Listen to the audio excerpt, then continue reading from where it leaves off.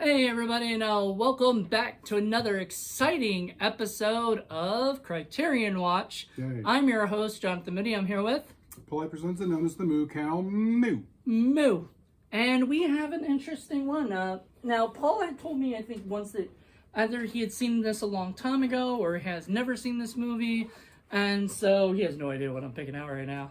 That's the beauty of this show, is we try to we'll tell you guys, because you guys will read in the comments or the thing, but we have no idea. And it is the 73 film, The Friends of Eddie Coyle. Oh, yeah. Yeah, so had you seen this? Yeah, I've seen it. Years ago? As a matter of fact, I just picked it up.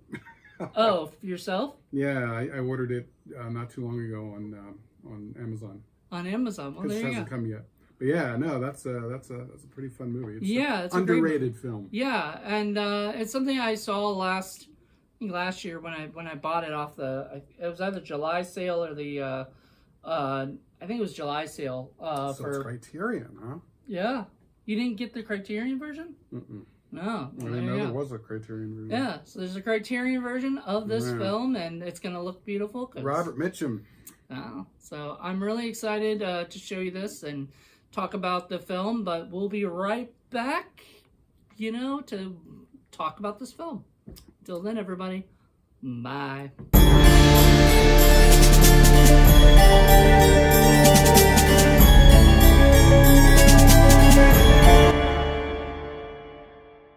And we are back. So, Paul, you said you've seen this before, so it's not your first.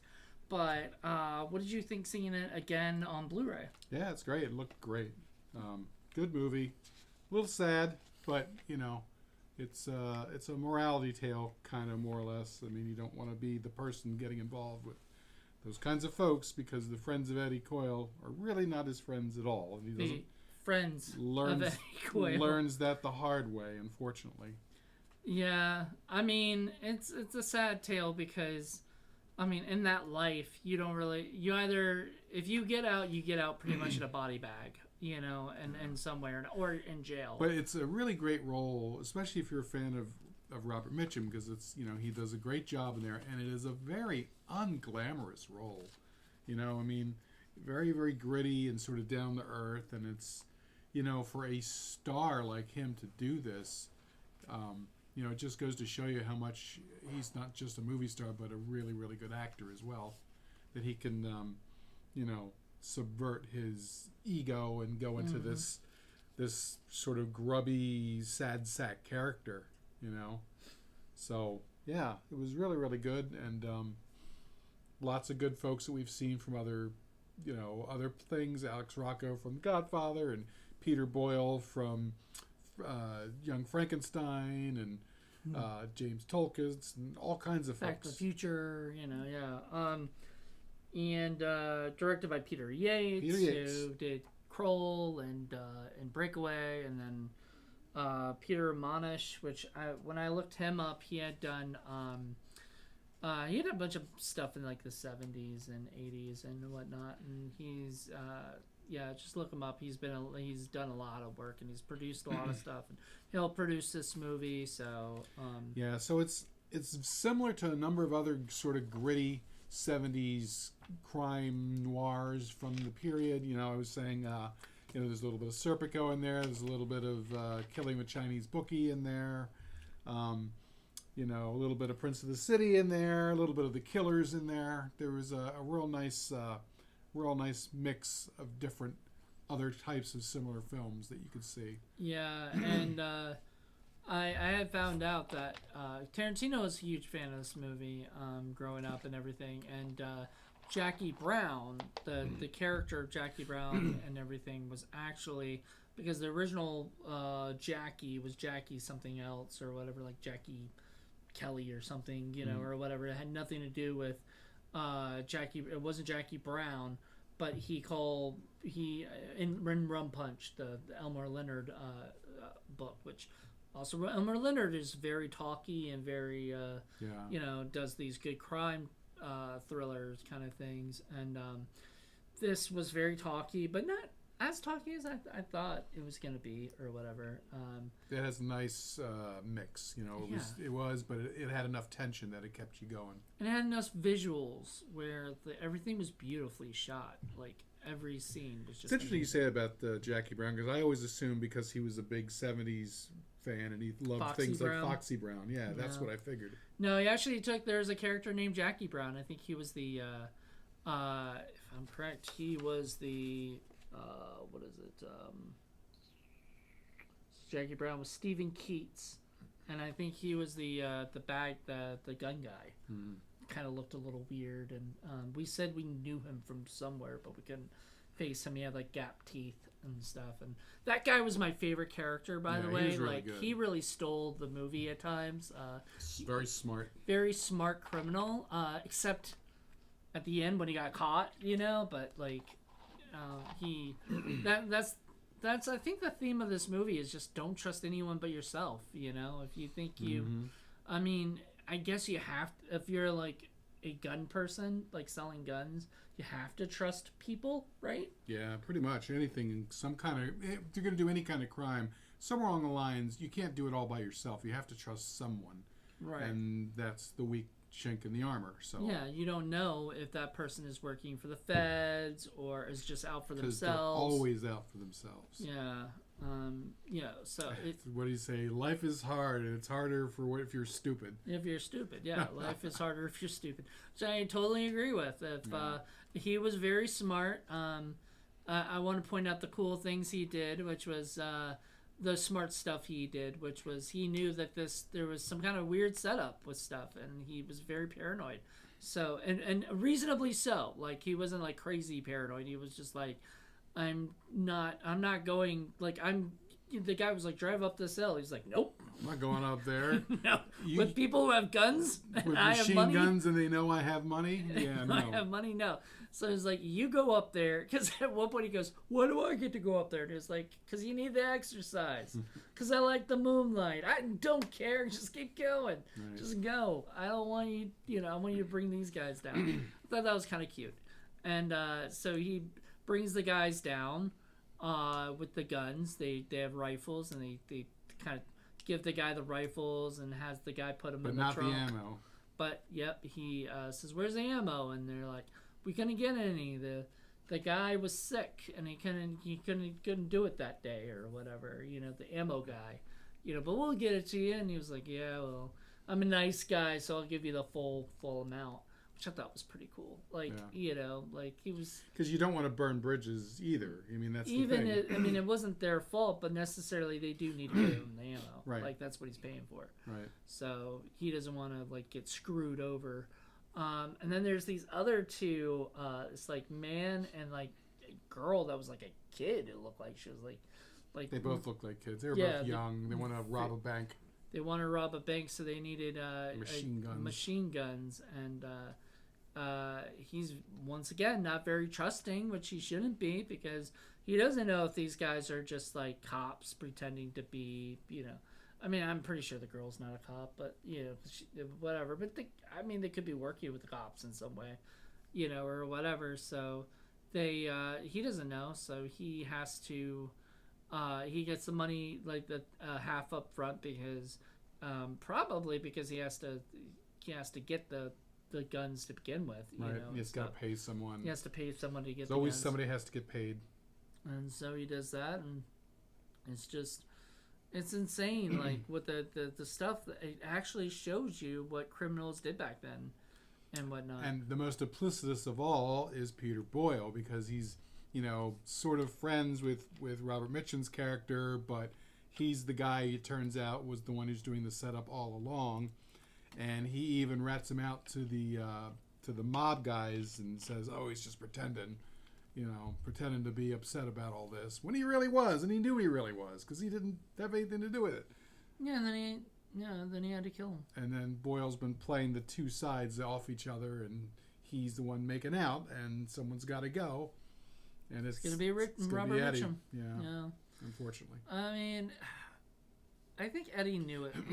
I had a feeling like Eddie might have had a feeling something was, like he just didn't care anymore, because he had done as that was like the lowest of the low at that point, because he was gonna give up Jimmy, I guess, or whatever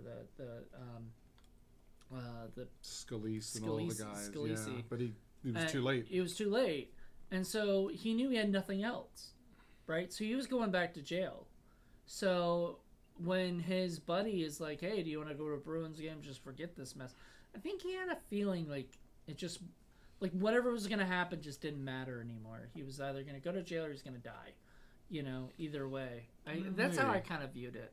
Maybe. I didn't quite see that. I think he was kind of trusting. I think that was the problem, was that he was thinking that he was with his friend, quote unquote, and that was going to be okay, and he allowed himself to get so relaxed that he got himself drunk. And then he got himself killed. Yeah. Maybe. I don't know. Yeah, he was trusting. He was trusting of his friend's nephew, who obviously was in on it or whatever, was helping him out. I mean, all of his friends are not people you really want to be friends with. So yeah, I don't think I'm friends with anybody like that. No, you don't want that. Yeah, those are people. But like it was shot in a really, really good way. There was enough tension maintained throughout the whole thing. It kept you interested. You wanted to know what was going on, even if you kind of saw what was going to happen. And as I mentioned before, there were things that were compressed for the sake of the film that, normally would not have happened.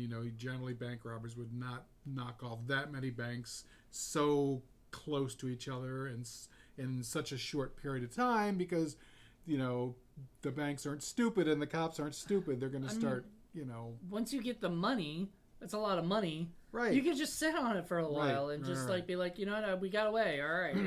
Let's just keep it on the down low. Because everybody else is being very, very careful about everything. So you would think that they would also be careful about that. I don't know why Scalise was not. He seemed like he knew what the fuck he was doing. Yeah. So that's a little inconsistent. But other than that, it's a really, really good film. It's hard to nitpick. I can sort of see like a Reservoir Dogs and stuff kind of feel to this movie. Definitely. So I can see where Tarantino liked it, because it had, it was dialogue driven or whatever, and people double crossing, and people are just talking like normal stuff. They're not just talking about the stuff, right? Because it's not about necessarily the job; it's about the people doing the job. Yeah, and that's what you want. That's what you use your dialogue, is that this is how you get them to reveal who they are. Yeah, you get them to just be themselves and talk and use their idioms and language and everything. Yeah, I don't know. This movie is just really, really good, really well done. The way they handled the bank robberies was pretty cool. Like they staked out the bank to begin with, so you kind of see that ahead of time, right? In the beginning of the movie, you see that they're kind of checking out how everybody gets in, how all that stuff. Then they go to the guy who, the boss, the manager, the bank manager's house, and they hold somebody there. The Partridge Family. The Partridge Family. That was funny. Like I was like, wait, would that make them the Partridge Family? Yep. Okay. All right. I don't know. Cute. Maybe the Partridge Family stole from this movie. I don't know. Or maybe they stole. I don't know. Whatever. It didn't matter. But yeah, the Partridge, Mr. Partridge and his wife and 2 kids. And the wife and 2 kids are left at the house while he goes to the bank. And they say, look, there's a guy at the phone. He's gonna call and check in on the guy at the house. Then the guy at that house confirms everything. They're going to we're gonna start setting this off, and I thought that was pretty cool. And that's the thing is, the first job goes off without a hitch because everybody does what they're supposed to do. So it makes sense that they're going to go off and do the next one. Maybe not quite so quickly, but it makes sense. The problem is the second job does not go well because somebody does something stupid and gets murdered. Mm-hmm. And that should have really made those guys think twice about doing yet another bank job in the same general area so soon after that. They should not have done that. Mm-mm. And in fact, if Eddie had some sense about it, he would not have gotten involved with them the rest of the way. Yeah, he would have said, no, leave me alone. You fucked up that job. I don't want anything else to do with you guys. Sorry. Yeah. Bye-bye. but he didn't. You know, 'Cause he but needed he the likes, money. you know, he I think it's because he liked Jimmy. They were friends, it seemed, or whatever. And so, of course, you know, Jimmy thinks it's, you know, and everybody thinks it's Eddie that turned on him, because he knew about the whole stuff. But so did Dylan. You know, so did Peter Boyle. He knew about everything too. Yep. So, and that's the other thing too, is eventually someone's going to figure out it was him. So Peter Boyle has to give him somebody. So yeah, and so there you go. So yeah, and he has to give them something, and then, you know, but he doesn't say he killed Eddie. You know, he doesn't talk about that. These friends are only your friend until they don't need you anymore, and then pretty much you're out. So with the bank robbery, they come in and they pretty much have to come in through the back. So they wait like a minute or something, and then come through the back. And he says, if, you know, you're not back there, you know, we'll kill your family. And so they go in there and they do everything. Everything in the first bank went off without a hitch. Everything was perfect. Everything, you know, everybody got out. Nobody got shot. Nobody set off the alarms. It just all went exactly the way they wanted it to. Second time, a guy got a little itchy and decided to push the alarm. Which is the other thing. If it had been me, if I had been the bank manager, I probably would have known that guy, if anyone was going to do it, and I would have told him, don't sit next to that desk. Yeah. Get away from that desk. Because he would have known that's the desk that has the button. Yep. You would have told them, hey, anybody, like you would have said, you would have probably told the people to let anybody near that desk, you know, because that's the one where that's... Hell, I'd have told the robbers. That's what I'm saying. Yeah, you would have told the robbers that, because that is the way to stay safe, right? Is make sure nobody sits at that desk. That's where the alarm is. Right. You know, and you do this because, like you said, banks are insured, you know. It's just like in Pulp Fiction, they say, like, you know, restaurants are insured, you know, right? They don't, so people don't give a fuck if you rob a restaurant, you know, or whatever, because, you know, they're gonna be fine. They're gonna be all right, you know, through a robbery. Banks are the same way. Like, banks are, you know, that way. So, a little bit of Dog Day Afternoon in there too. Yeah, a little bit. I was thinking about that too. I saw that for the first time, I think, a couple of years ago, and I really, really liked it. Good movie. Al Pacino was so good. But yeah, this was before Al Pacino's reign of making movies and stuff. And before Robert De Niro. We talked about if anyone were going to play the Robert Mitchum character today, he kind of looked a little like Robert De Niro. So yeah, although he's a little old now. He's a little too old now, I think. Maybe he just wouldn't be able to. I don't know. I mean, Eddie Coyle didn't do much except talk, you know. So I mean, he didn't. It's not like. But he's got to carry the gravitas of being in that life and dealing with these people for 30, 40 years. So no, you know. I think if he were to go to jail, like his character Eddie at that age, were to go to jail, he just would have been like, I don't give a fuck anymore, because it's just. And I think that's the problem. You know, we talked about, you know, how would this be remade today? I don't think it should be, and I don't think it could be. And I think probably, knowing Hollywood the way it is, they would probably try to cast some young hot-looking guy, hot actor to play that role, when you can't have that. You need to have an older guy who will be able to pull that off, like Robert Mitchum was able to do. Yeah, but I mean, we do have a lot of really old Al Pacino. You could have a younger guy play the gun guy. That's fine. You know. Oh yeah. No, that would be like a Leonardo DiCaprio type role or something like that, you know, or whatever. Brad Pitt, you know, something like that. But Wahlberg. What? Mark Wahlberg. Or Jake Gyllenhaal, something like that. Those guys would be great as the gun guys or whatever. But then again, Hollywood nowadays don't really like to like show off villains very well, like in a nice light, you know, in a way. Which this wasn't nice, but it wasn't, you know, they treated criminals like real people, right, you know, and everything. And the other thing too is they're not interested, because this movie didn't have a big enough thing. It would never made a big giant pile of cash, which is what they're they're really interested. The only time this would ever be done is if it were somebody's pet project. If say Tarantino really loved this movie and he decided he wanted to do it. Yeah, it was like, I'm going to do my 11th movie. That's the it's only going to way. be a remake, or whatever. This would be probably the movie that Tarantino would want it. But even then, I don't think he'd want to do it. I don't think so. Because I believe he's like a purist and loves the movies. And, because like Jackie Brown was the first, he was the first one to do Jackie Brown. He's going to look at that movie and say it's perfect the way it is. Why would I want to remake it? Yeah. So, and it is perfect the way it is. Peter Yates does a fantastic job. There's commentary on there, and I listened to some of it before, after I bought it, and I was like, ooh, he like goes into actual detail of like the filming. So I really want to sit down and listen. I almost feel like a director's master class. Yeah, and I mentioned, I remember reading somewhere along the line that said that one of the guys who was interested, or they were interested in hiring at the time, was Burt Lancaster, who at that time would have been good.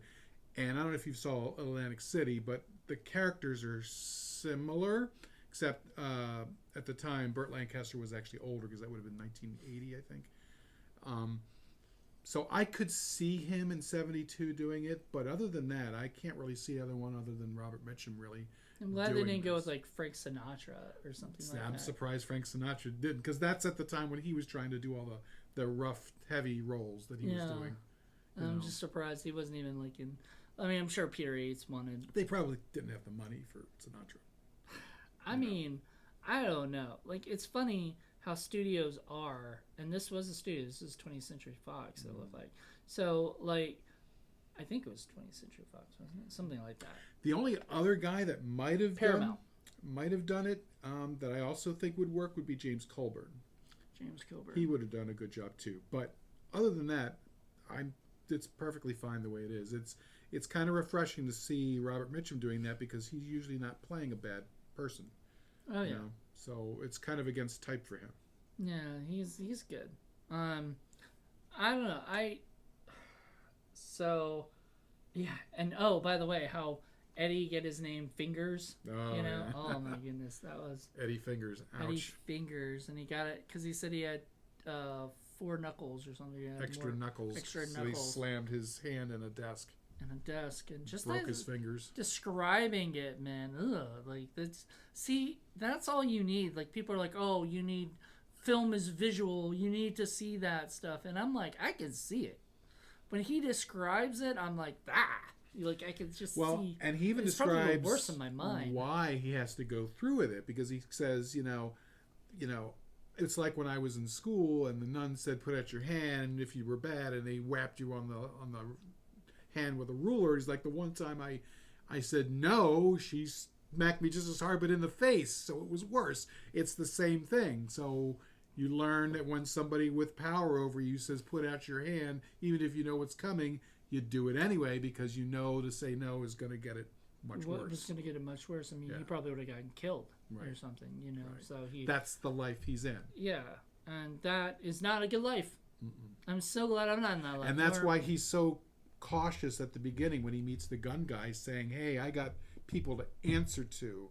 There's a reason why I'm making sure everything is on the up and up, And there's the Fed guy who wants him to work for Uncle Sam and give Uncle something, But he's playing him out. Yeah, but he's just. I mean, the whole point is we're not. If you're gonna be free, we're gonna keep you doing this for life. Basically, we're not gonna let you do a one and done deal. Yeah, we're gonna string you out as long as we can, because they're the same thing. They're not friends of his either. They're just using him for as long as they can. Yeah. So he says, okay, I'll do it, but he's like very vague on stuff enough where when Robert Mitchum's just like, hey, you said you would do this for me. He's like, no. I said I would talk to the guy. Didn't say it would get done. This is not my fault. And that's why I say it's like a morality play, because this is a good enough reason not to ever get into that kind of life to begin with, because it ain't going to end well, no matter what you do, and you don't have any friends, and you have no one to rely on but yourself, but you are not strong enough or you don't have the power to do everything yourself, and that's the problem. You have to rely on other people, and it's the other people who are going to get you screwed. So this was based on a novel. I don't know if the novel had extra stuff that we didn't get to see, because there were stuff alluding to like a higher person than all of them else, and we never got to see who that person was. He was just called the Man. Right. So most of the time it was like the man says you need to do this. The man says you only got tonight, to do this. Someone in one of the mob families, we just never figured out which one. Or we never see him. We never even know who the name is. If it's Boston, it could have been Whitey Bulger. That was his time period. So do you think it was supposed to, this was supposed to be based on a true thing or something? Or It's possible. I don't know a whole lot about the crime era in Boston. I know a lot more about New York City, but I mean, it's obviously a fictional story, but kind of based on what sort of stuff that probably happened back then.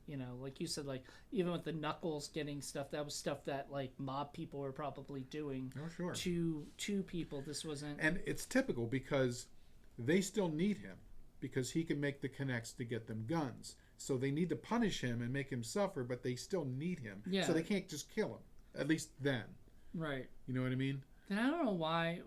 I guess they were just because they thought he was the one who turned everybody in, right, and everything. That the mob boss was just like, just get rid of him. Well, and they trusted him before because he had this sentence over his head that was the whole problem with him, because he didn't rat on them. So they figured he was a good enough or stand up enough guy so they could keep trusting him to do stuff. And it was perfectly fine until Peter Boyle needed to throw them someone else to then threw those guys under the bus and stuff, and got them. Because man, they show up to that house, that third house, man, and they're waiting for the people to come down. They think, oh, it's a whatever, and the guy goes, April Fools. And not only does he do that, but he cuts off the one guy that he could use that might get him in trouble with, the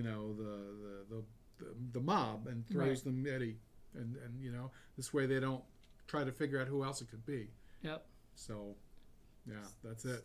Yeah. So now with Eddie, after Eddie's gone, pretty much it's all kind of wrapped up because, and the federal guy doesn't know that Peter Boyle's killed him, but it's over now because now the mob boss doesn't have to worry about Eddie kind of getting involved and maybe talking to the feds. But you don't know that Peter Boyle's the one who actually gives him up until the very end, after spoiler, Robert Mitchum gets killed. Well, and I think we spoiled a lot. He's the star of the movie, so usually you don't see that, especially today. There's always like a happy ending that they throw in there. There's no happy ending in this, and not only that, but it extends the movie just long enough, like 5 minutes, where you understand now why Peter Boyle is doing what it is that he's doing. Yeah. So. Was that the pigeon talking stuff? Yeah. Where he's talking about pigeons shitting on you all the time? Right. I like that because that was kind of funny because. And someone from New York needs to make it go away. Right. We got so many fucking pigeons around here that keep shitting on you and keep birthing more pigeons, and all right, so I get it. It's an ugly, ugly life, and it's worse when you're stupid. But you can only be so smart, Yeah, I mean, that guy got busted. The guy who said he was, smart or whatever. But he knew something wasn't right. Yeah, he could sense it. He could sense it, and he tried to escape, but there's no escaping. And then he got arrested, and there's the guns and everything. Yeah, and that was really it, because he had the machine guns in his trunk because he was meeting them there. That's the only thing I would have said is I would have thought he would have had the guns somewhere else when he met them. Those kids were trying to buy the guns for bank robbery. Because I wouldn't have trusted those damn kids at all. No. They were trying to buy the bank robbery, and he said, and that was once again a smart thing, is he notices all the cars in the parking lot, and he's like, something's not right. So the people are like, well, are you gonna pop open your trunk and give us the stuff now, and that's the thing is, even if he doesn't sense that there's something not right, he should just assume there's nothing right. Yeah, I would have taken the guns and hidden them somewhere. As this way, if it was a bust, he could just say, "Hey, nothing in my car." You know? But wait a minute. How did they get the search warrant, though? They didn't really get a search warrant. They said they got a search warrant because when they arrested him, they said, "We got a search warrant to search your trunk." Then it was all part of the setup then. Yeah, but I don't know who would give them the search warrant, because there has to be some kind of proof other than Eddie's word that there's guns in that trunk. There's probable cause because of all the bank robbings that's been going on, and so bank robbers have to be getting the guns from somewhere. So that's enough for a judge to sign off and say, "Hey, we think it's this guy. We're gonna bust him, but we need to look in his trunk." Well, they never really explained that, so I was just like, I was like wondering, because I watch a lot of cop shows now and everything, and one of the big things they do try to explain, which, I mean, I'm sure you love this, is the fact that you need a search warrant when you're going in there. You need to call up the judge and say, "Can I get a search warrant?" And the cops understand what's going on. They understand every time there's one of these bank robberies or any other kind of thing, they get rid of the guns because they're not idiots. And every time, that means they have to keep getting guns coming in. Yeah, that's why Jimmy says to Eddie when he meets the stewardess, which I've told Paul didn't know this, but like nowadays you have to call them flight attendants. Whatever. It's because do you hear anybody say stewardess anymore? I don't fly. So. Yeah, that's right. It's a flight attendant now. So, but anyway, he meets a woman who's a stewardess that's at Jimmy's house, and he's bringing him groceries or whatever, and then for the groceries he's getting paid $450 or $4,500, and the chief said, "That's expensive for meat," and I'm like, and he even said something about the guns, so she had to have known like he was doing that, because he said that out loud with her around, so he didn't say, "Hey, can you go upstairs while I talk to him," or something like that. He literally said it out loud. So anyway, it didn't matter. But he did tell her she walks around naked or something, or without pants. Panties on, yeah, without pants on or something. Anyway, he goes and buys the guns again or whatever, and so basically Eddie's the middleman. He goes and gets the guns, but he did say he's gonna have to take a while because that guy did get busted. His buddy got busted, so he had to have another connection, right? I don't know how he got the guns the next time for them to rob the third house. We don't see that. We don't see that, so I don't know who he went to next. But the guy that he was already busted before that, through the feds coming up and getting him. So that was the United States Treasury, which I've never heard anybody in Treasury movies Department actually say that. And that's even more reason why I would never have shown up with the guns in my trunk, because like he says, you sell machine guns, that's a life sentence. Yeah, you said that. Yeah, you said a life sentence, So I would have been even more cautious about that and said, So wait, selling the guns gets you more time than robbing a bank? Yeah, because you're enabling it. And you're kind of responsible for anything that happens after those guns. So like everybody gets shot with them. I feel like they should be the same. Like that should be the same sentence, because the people who buy the guns are putting more people in danger, and the people selling the guns are putting the people who so the same thing. I feel like different laws, and especially back in the 70s things were a little different too. Yeah, you said 30 years or something. Yeah, bank robbing was a bigger deal in the 60s and 70s. Things changed after that. Now it's a lot more hard. It's harder to rob a bank, but you can still do it, and unfortunately it still gets done, and people still get away, and stuff, and it's sad. I don't like bank robberies, because even though they're insured and they don't, they have to just, because that one guy said he's been robbed 4 times in his career of doing that stuff, and I'm like, that just would just not be any fun for me. Like this would just be an unenjoyable job. And the era of really smart, careful bank robbers who are professional and who can plan that thing like, I'm a professional fucking thief. Yeah, those days are pretty much gone. Now, any day, the only ones who do it are, like tweaked out drug dealers and people like that, and somebody's going to get killed. So it's just not a good situation. Yeah, it never goes well. So just don't rob any banks, people. That's our moral of our story. Just don't rob banks. Don't do any criminal activity, because eventually you'll get caught or you'll die. Yeah. And it's just not get a job. It's There's not plenty a of fun, jobs. There's plenty of gig work out there. Just do different stuff.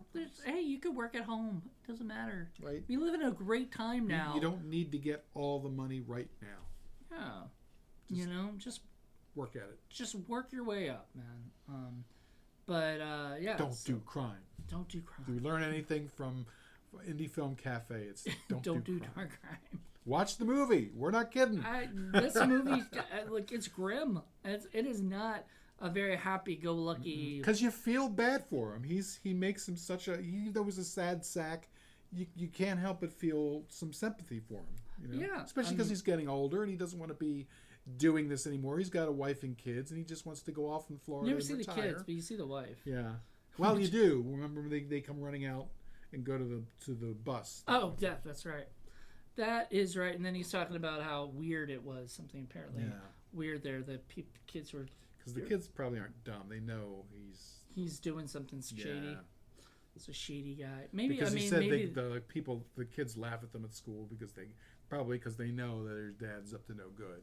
Well, I'm sure they read the newspapers. I'm sure there's something about his dad being, or not the kids necessarily, but the parents, and the parents probably tell the kids don't trust that family because. And the wife knows, but she's smart enough not to bring it up.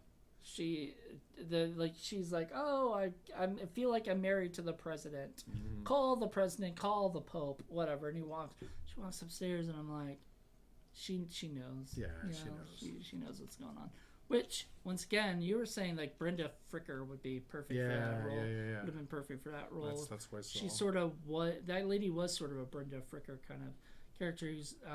Brenda Fricker, if you don't know, is a very fantastic actress. She's, I think, Scottish, and she was Irish. Mm-hmm. Okay, well, she did a Scottish thing in So I Married Axmer, so she did a great Scottish accent. And then she was also in Home Alone 2 and she was the pigeon lady in Home Alone 2. Yeah, My Left Foot, all kinds of stuff. Yeah, she is a fantastic actress. And the other thing is, it's really, really difficult for anybody with that kind of criminal but she's life not in this movie to keep it from the family. I mean, someone like Richard Kuklinski, the Iceman, was able to keep that away from his family for a long time, but he's very, very, very much a minority. Very rare for that to happen. But even they kind of knew something was going on. Mm-hmm. They just didn't know what. So there you go. What else? Is there anything else we need to discuss in this movie? Music was really, really good. Mm-hmm. Cinematography was really, really good. The editing was good. So there were some shots that were just so... And with the cinematography and music together, sometimes just... A, it was very 70s music. And B, there were some shots where where they go to let the one guy walk, he has to walk 100 yards or 100 mm-hmm. feet and then turn, or whatever, and he'll be free. And so he keeps walking. He's basically walking to the I guess to the ocean or something. The river. And he just keeps walking over there, and it's just a really great shot of him just walking. River. And oh my goodness, it was fantastic. And Peter Yates, he doesn't, because he's a professional, he doesn't have to hit you over the head and say, oh, here's a great shot with Boston, the city skyline in the background. Instead, he shoots it in a way where you can see it, but it's not in your face. It's just kind of off to the right, and your eye is naturally going to follow it. He does that with certain other sets as well, like when they meet at that one old paper mill, and it's you love that, full of machinery. You're and all that. Man, I want to find a place like that. Right. But instead of hitting you over the head with it, you're just seeing it in such a way that you're only seeing glimpses of it, and your eyes looking all around like, oh, this is really, really cool. And he lets you explore that on your own, which is cool. I know, and it goes with the theme, because. It isn't like he just puts that in there or whatever. mean, there's there's the part where he what is it? Where they're at the paper mill or whatever, but the two cars are like parked right next to each other, and the guy gets out and starts talking to him or whatever about what's going on. And I mean, this is some shady shit, you know. You can tell. Yeah, there's one where he meets the one guy where the car's here and he meets over there, and the two guys turn and start talking to each other. But you, on the camera side, are right here, so you know he's got a handheld, and he's shooting him with this guy and then this guy, and it all was very, very seamless. There was no worry about any focus pulling or anything like that. It all looked really, really good and felt very natural and seemed very, very cool. I quite liked it. It was really well done. So, professionally done. Yeah, it was. Peter Yates is fantastic. I need to watch more movies that he's directed. I don't think I've watched enough. I don't know who. Do we know who the cinematographer was in this? Does it say? Says Victor J. Kemper. Okay, I'll have to look up more of his stuff because did a very, very good job. What I like about Criterion is like this. They get the little booklet, but doesn't just have like essays or stories. It also has the cast and crew listing. And then it goes into They Were Expendable by Kent Jones. That's a essay about the making of it. And then the other one is like, you know what the 2001 theme is. That's the sound of Mitchum waking up. So that's Peter Boyle. It's an interesting little time capsule catching Boston in the early 70s too. I mean, a lot of these other movies that we mentioned that it's very similar to, it's mostly either New York City or LA. It's usually not Boston. So yeah, that also makes it interesting. So yeah, you get a lot of interesting information here. And then on the DVD or Blu-ray itself, which I think you have the Criterion, because I don't know if they ever released it on a regular DVD, but who knows? Let me know. You'll have to know when you find it, when you get it. It's got a high definition digital restoration with uncompressed monaural soundtrack, which is fantastic. All of that looked great. Audio commentary from 2009 featuring director Peter Yates. So, stills gallery and the booklet. So if you like movies like The Departed, which also kind of takes place, or Southeast, or anything like that, or even, God, what was the one we did, The Boondock Saints, where it's kind of set in that sort of blue-collar utilitarian, crime-ridden parts of Boston, you'll be very interesting to see this because it's an early version of that kind of life. That's what it was like in the 70s. Because like Boondock Saints was like what it was like in the 90s, and then or Gone Baby Gone. Gone Baby Gone. Yeah. When was that? Was that the 70s? No. That was like 2010. No. I mean, when was it supposed to take place? Oh, something like that. Late 70s, maybe. Because I know the movie got made because it was Ben Affleck. But yeah, fantastic stuff. Ben Affleck loves Boston, so he does a lot of these Boston thriller type things and stuff. So, kind of perfect. But yeah, this was just a really well done movie. If you haven't seen it, I suggest getting the Criterion. I mean, you are not going to get a better looking version of this film. It looked beautiful compared to the last time I saw this. So, I don't know if it'll get a 4K release of it. I just don't see that happening unless like everything gets 4K, because it's just not.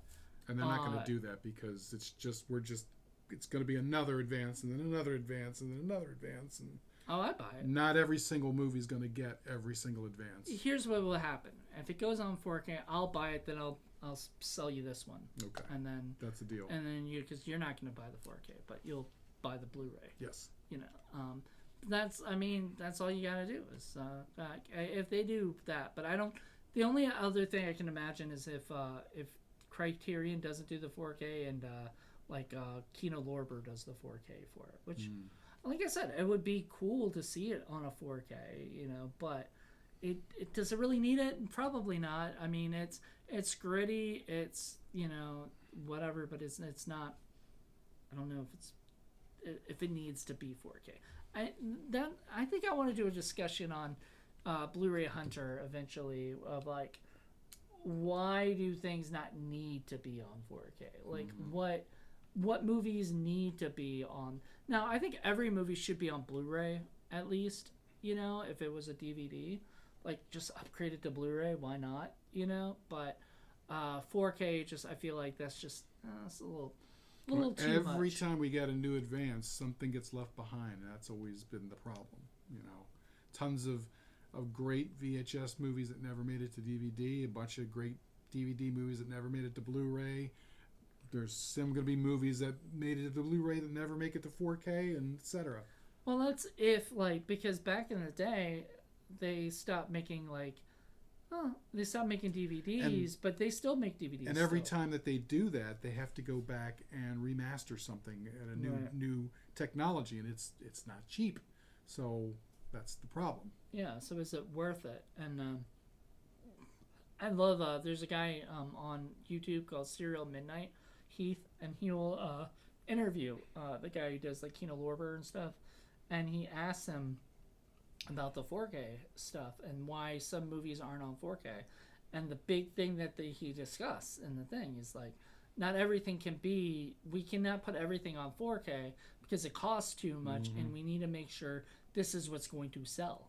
People think, and even the guy who John Ward interviewed, Cliff, he said a thing is like, if you and I created a company and everything, distribution company, we're a low budget company or whatever, and we wanted to take whatever we wanted, we could do that, right? You know, because that's our little company. But when you're working with a big company that needs to make its money back, well, and that's therein lies the advantage of being a niche company like that, where you can specialize in. Problem movies. is, niche companies start niche and then they go out and they kind of expand. That's what happens with a lot of these things because they need to make more and more money. You know, everything's not cheap these days, and so, but. And then the other thing too, the big difference between Blu-ray and 4K too is you need a 4K TV. You can get a regular TV and still watch a Blu-ray as long as you have a Blu-ray player. But you actually need to also invest in a 4K TV. And I think that's the other big stumbling block for the movies that are going to switch over from the older technology to newer technologies, because people are not, it's one thing to get people to buy a new version of a movie that they love over and over and over again. It's another thing when you have to buy a new player and then a new TV for every single time. Yeah, no, that's not going to fly. Yeah. Not these days, especially. I know so many people who play video games, and like every single time like a new PlayStation comes out, they gotta buy that new PlayStation, and I'm like, Jesus, that's or the like newest $500. Apple thing, the new Apple phone. I don't. I've got my Apple wristwatch, 8, whatever for a thing long they've got. time. So they string you out and just, his is the brand new and it's 99.99% the same, but you're gonna pay an extra $1,000 for that little difference. Yeah, that's how they get you. Life's a bitch. Especially if you're stupid. Seriously, that was the best line. That's of a the T-shirt, whole man. Movie. It's I great. don't know. Life's harder when you're stupid. You know, I really truly believe that. All right. Well, on that note, we want to say thank you guys so much for checking this out. This will be on eventually on Criterion Watch YouTube as well. So we're gonna bring that back to YouTube channel. So if you like crime movies or neo-noir movies, or especially if you like 70s kinds of movies, definitely check this out. Definitely check this out. July and you're gonna hear that probably every month until July, but like July and November are the big days to buy these. And you know, it is a bit of a guys movie, it is a bunch of white guys, but then that's that world. That's the world that they're in. So you don't really expect. I just noticed it. I was like, I don't see a black guy here. I don't see an Asian person. I don't see any, but no diversity. No diversity, then. but this is a non-diverse world. It's a very small, insular world. I mean, the women are like only like just the people who are related to the people who small side characters. Yeah, small side characters. They're barely even like I think was it Coyle's wife and Scolari or whatever his name is. Oh yeah. Yeah, his girlfriend. Scalise. His girlfriend and Eddie Coyle's wife are the only people who get like out of females get the most, like lines. And the would-be bank robber, the one chick, the one who wants to buy the machine guns. Oh yeah.